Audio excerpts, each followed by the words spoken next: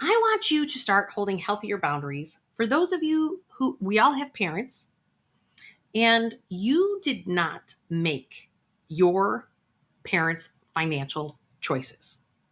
Now, I'm not saying that to be mean.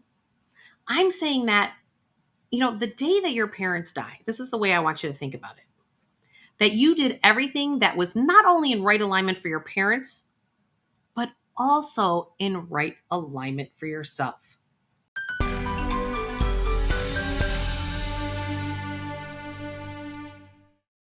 What's going on, everybody? We are going to talk about 5 financial boundaries that will help you get to a better place in your world. If you are a person that doesn't hold really strong boundaries, whether it's in your money, your health, or your relationships, guess what? Pretty sure it's showing up here on your money with how you're interfacing with other people. So don't forget to hit that like, subscribe, and notification bell because I'm going to help you get to a life that you absolutely love, and we're going to take it one step at a time. So let's jump into this because what I am always communicating with people is that it is time for you to become your own bank. Why? Because, and that you might even seem a little esoteric to some people, because we don't walk around going, hey, today I'm going to become my own bank. And you sit there and go, how can I become my own bank? Not really sure, but here you go. You do that by starting to hold healthy financial boundaries, not only with other people, but well, let's start with the people, shall we? Let's start with the people because first, how about with credit card companies? Because it's people or businesses. Credit card companies, how do you have to hold better boundaries with credit card companies? Well, credit card companies like to increase your credit score for good behavior. But that doesn't actually help you get to her. The other thing with credit card companies, you aren't your own bank because you're borrowing money from somebody else, and then you can't live in the present moment to create the future that you want because you're so stuck in your past because of all this debt that you have. So I need you to get into alignment in the fact that if you're challenged with carrying credit card debt, and you might think that you're on some level operating as victim to the system, well, I don't want you to do that anymore. Because step into your empowerment and hold those healthy financial boundaries, meaning that if you're seeing your credit line go up, some people celebrate that, but it's actually not a good thing. Have them put it back down because to optimize your credit score, you have to jump up to 30% of your available balance. So if you have $1,000, you charge $300 and then pay it off 100% every month. The other thing with credit card companies is the fact that you have interest going out the door. You work really, really hard for your money. Get that interest optimized. You can go to websites like creditcards.com and they can, there's different kinds of cards and things of that nature that you could choose to actually see if you can improve your interest rate, right? And do these kind of things before rates start going up. Things to consider. Where's another financial boundary? Number 2. I want you to start holding healthier boundaries. For those of you who we all have parents, and you did not make your parents' financial choices. Now, I'm not saying that to be mean. I'm saying that, the day that your parents die, this is the way I want you to think about it, that you did everything that was not only in right alignment for your parents, but also in right alignment for yourself. Much of our infrastructure, particularly through some communities and our religions and things of that nature, say, you have to do it for others and you have to put it on their back. Problem is, you're putting it on your back at your cost instead of doing it. It's an and, it's not an or. It's not, oh, I have to do for my parents, but I can't do them, right?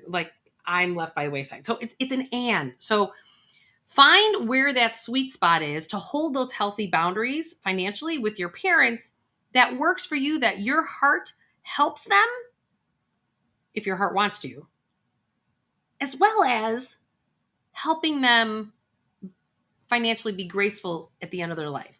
That doesn't necessarily mean that you're writing them a check. It might be that you're helping them navigate through the welfare system that they've put themselves in. Because we are the creators of our lives. You didn't make your parents' choices, and they don't have to be your responsibilities. but you can love the heck out of them and get them to exactly to a place that helps them based on their current situation that they've created. So just something to think about. You don't have to necessarily write the check. It could be the time that you spend to help them navigate in their systems, or get some other expert to do that for them. Just another way to look at it. Because if you're doing it at your cost, you're always going to regret it. Okay, so that's where start stepping into and holding healthy boundaries for yourself. Now, let's go to the flip side. Those parents out there that have kids, number 3. Come on. I hear so many people actually talk about the fact that they can't seem to figure out how to turn their kids' credit cards off or their cell phones off or stop paying for their stuff after they're out of college. Hello, parents. Many of you did not have these options and you didn't have these things. So why are you not holding the boundaries with your children? What is the guilt or the shame or the feelings of whatever it is in your life that you need assistance with, that you need to just feel those feelings instead of having it act out financially with your kids because you're not holding the healthy boundaries? It's usually some kind of guilt or something that you have from their childhood, and that's why you're acting it out financially. So take a look and hold those healthy boundaries, because again, it's usually not healthy that your 27-year-old child is still sucking off mom and dad. Okay, that's one, you're not helping that child build the proper financial muscles. That's not good for them. And it's not good for you. So take a look at where does that actually really stem from so you can heal that within yourself and hold those boundaries. And maybe, I had a client recently, what we did is we actually came up with a game plan as to what age they were going to have each child off the cell phone bill, off the car insurance, off paying the car payments, off paying the student loan payments. So you slowly hand your kid the rope so that they can build their own financial muscles, because that's the best thing that you can do for your child is help them build their own financial muscles. All right, ready for number 4? Number 4 and number 5 are the holding boundaries, financial boundaries with your employees and holding boundaries with your employers. And how do you come to a place? Because most of us are not at the bottom, we're not at the top, but we're in the middle, right? We're in the middle. And you might have people work for you and you're working for people, right? So how is it that you actually sit there and hold healthy boundaries for yourself financially when it comes to employees? We have to see where it is that we're not allowing people to actually realize how they're showing up in the world. I see this more often than not. If you've got challenges from some of your rejection or trauma from your own childhood, that's going to show up in the workplace in how you're handling your employees or how you interface with your employer. And so this is where this is number 4 and number 5. So I want you to take a look at, are you stepping into your financial power and asking for the raise that you deserve?